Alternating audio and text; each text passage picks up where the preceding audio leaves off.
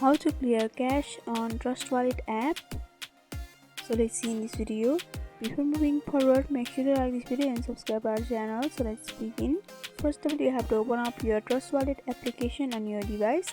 After opening up, you need to log into your account, and after logging in, you'll be able to see the home page of your Trust Wallet app. So in order to clear cache, you need to first tap on the settings option in the right bottom corner, and after that you have to go for preference option over here, and you'll be able to see the various options. Among them, you have to go for depth browser option, and there in the last option you can see there is a clear browser cache.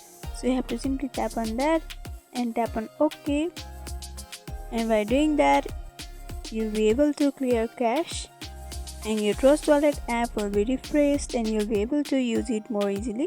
So by following this simple step, you can clear cache on Trust Wallet app. So hope this video was helpful. Don't forget to like, comment, share and subscribe our channel for more videos like this. Thanks for watching.